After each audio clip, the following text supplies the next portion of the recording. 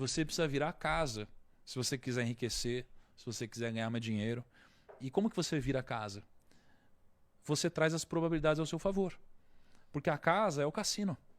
Cara, o jogador nunca ganha no cassino, né? A maior chance de você ganhar dinheiro no cassino é você entrar no cassino e você jogar na roleta. E uma única vez, todo o seu patrimônio. Essa é a maior chance de ganhar no cassino. Porque você tem na roleta o preto e o vermelho, e você tem o 0 e o 00, que são verdes, né? Então você tem quase 50% de chance de ganhar. É algo entre 46% e 48% de chance, eu não sei direito. Então, a sua maior chance de ganhar no cassino é jogar uma única vez na roleta all-in em alguma das cores. Quanto mais você joga, mais você perde, porque as probabilidades estão contra você. Então, para você virar o cassino, você tem que jogar as probabilidades ao seu favor, né? Então, o jogo do enriquecimento é um jogo de probabilidades. Entendeu? É um jogo de jogar as probabilidades ao seu favor e não contra. E se você quer ser o jogador e quer jogar um jogo de gente grande, você está jogando com as probabilidades contra você. E você tende a empobrecer, a fazer cagada, a viver pobre, mas com a esperança de que você vai enriquecer algum dia, mas não vai. Quando que tu entendeu isso? Em 2013, 2014, talvez. E como é que tu fez pra virar a casa? Eu passei a deixar de querer enriquecer só com os meus investimentos e passar a ter uma carteira de clientes diversificada. Então foi quando eu deixei de querer enriquecer só investindo meu dinheiro e passei a montar um negócio. Tá. Não é? Então pensa assim, ó, tem muita gente hoje que acha que vai enriquecer pegando o seu dinheiro e querendo ficar comprando e vendendo toda hora. Pode enriquecer, mas as probabilidades estão contra você. Por isso é natural que você tenha mais chance de quebrar ou de não prosperar. Quando você empreende sem ferir princípios, porque o empreendedorismo por si só também é um jogo de probabilidades contra você, tá? Então quando você empreende numa área que você conhece, sem você se expor ao risco da ruína, sem se endividar mais do que você deveria, né? Aprendendo antes de correr algum grande risco, você acaba jogando aos poucos essa probabilidade a seu favor. Então, quando eu comecei a empreender, né, eu parei de querer enriquecer só na força do meu braço e comecei a criar mecanismos e modelos, né, que iriam jogar o jogo a meu favor. Por exemplo, se eu tinha 50 pessoas no meu time, na época, prospectando clientes, a chance era muito grande de alguma dessas pessoas no meu time encontrarem um cliente multimilionário. Eu sozinho tenho as probabilidades. Então, o que eu fiz foi um jogo de probabilidades. Então, eu preciso manter um custo baixo, ter fontes de aquisição diferentes. Tu sabia disso na época ou tu analisou como tu fez e, pô, até que eu fui na cagada certinho? Cara, foi uma mistura dos dois. Não foi na cagada, eu sabia que essa era a direção, né? Mas óbvio que eu não tinha essa clareza que eu tenho hoje. Mas na época eu também não tive um mentor, sabe? Eu não tive um cara que sentava comigo e me explicava. Os meus mentores eram os livros, né? Então, o que mudou a minha vida com certeza foi ler, mesmo não gostando de ler. Porque, para pra pensar, ler é colocar as probabilidades ao seu favor. E aí, cara, o cara ele viveu uma vida inteira e ele registrou os maiores aprendizados que ele teve no livro dele. É sobre isso o livro. É sobre uma mensagem, é sobre o que ele aprendeu, é sobre o legado. Um legado que ele vai deixar no outro, diferente de uma herança que ele deixa pro filho, não é? Então ele registrou todos os aprendizados dele no livro. E aí a gente vai viver uma vida tomando porrada todo dia para aprender o que esse cara já aprendeu no final da vida dele, tendo tido o sucesso que ele aprendeu, o sucesso que ele teve. Não, eu vou ler livro. Ler livro vai trazer probabilidade a seu favor. Então se você ler a história do Elon Musk, verdade. Se você ler livro e você lê a história do Silvio Santos, você lê a história de seja lá qual for o empreendedor, você vai aprender o que ele demorou uma vida inteira para aprender. Então você vai reduzir a possibilidade de errar onde ele já errou. Não é uma questão cultural, especialmente do brasileiro, demonizar a riqueza? Eu vejo que tem uma... Assim, na verdade, eu consigo enxergar duas vertentes. Assim, se você se torna um empresário, se você se torna um cara que... Isso é interessante até. Que faz a roda girar e tudo mais, e uma galera se dá bem, e existe a possibilidade de pessoas terem um emprego por sua causa e tal. Vamos lá, do iFood, por exemplo. O iFood é uma puta iniciativa maneiríssima que, porra, hoje ninguém sabe direito como vive sem iFood, mas tem uma galera que bate muito no iFood por causa do como é a relação deles com os motoboys e tal.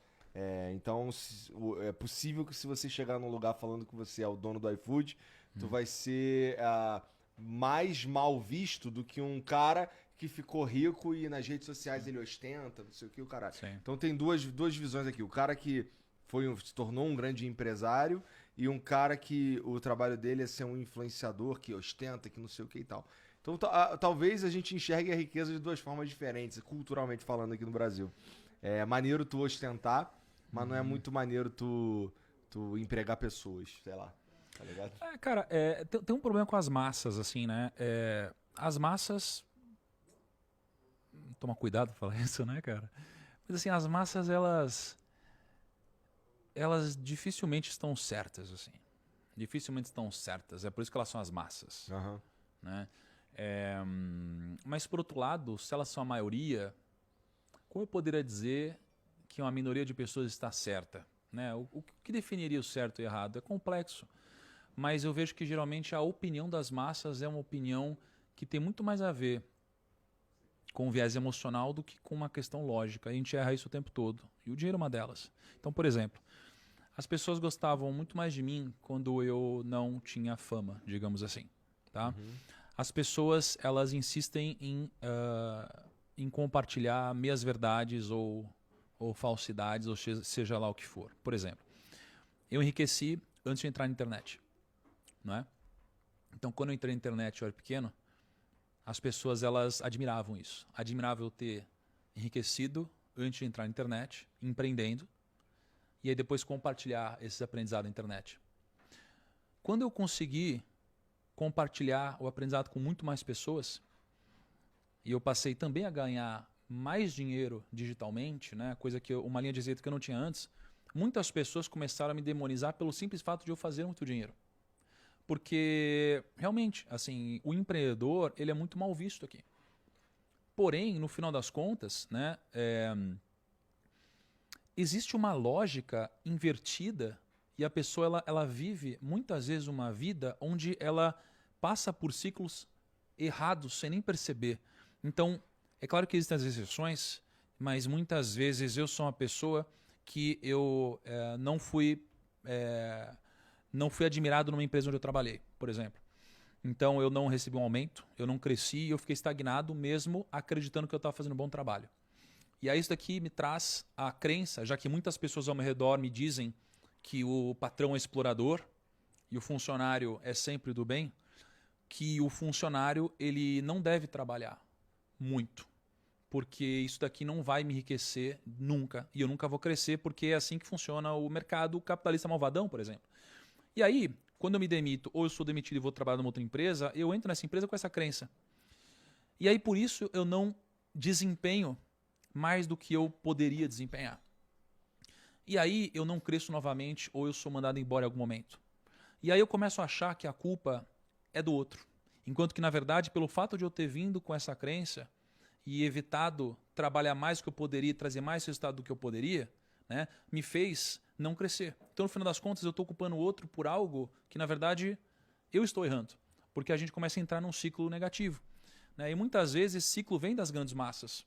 Né? Porque a maioria das pessoas, elas geralmente não tem algum resultado expressivo. Elas sonham em ter muito dinheiro. Elas gostariam demais de ter muito dinheiro. Mas quando um amigo delas cresce, elas passam a entender que existe algo errado nisso. A gente tem muita dificuldade de admirar o sucesso do outro. Uhum. E a gente vive nesse ciclo, né, cara? Ô, primo, tu tava falando aí agora que tu, pô, já tinha enriquecido antes de se tornar famoso e tal. Na primeira vez que a gente conversou, você já me contou que você era garçom e tudo mais, né? Uhum. Cara, nessa época de garçom, o que você imaginava, assim, pra tua vida? Tu queria ficar rico? Por que eu tô te perguntando isso? Porque, ó, chegou um momento da minha vida, você tava me perguntando aqui se eu queria ser rico e tal. Chegou um momento da minha vida que eu tinha mais dinheiro do que eu precisava, Uhum. tá? Eu tava num caminho de, porra, juntar um patrimônio ali e ter a possibilidade de ficar mais tranquilo. Não é nem nada muito absurdo não, mas era assim, eu tava acostumado com X e eu comecei a ganhar 20X, tá ligado? Eu, caralho, isso aqui é maluco e tal. Só que eu percebi, a minha sensação foi, cara, rapaz, não era esse o objetivo. Eu queria mesmo era, sei lá, alguma outra coisa que não era ficar rico. Tu passou por isso, assim? Teve algum momento que tu parou e pensou, Uai, seu app de vídeos curtos.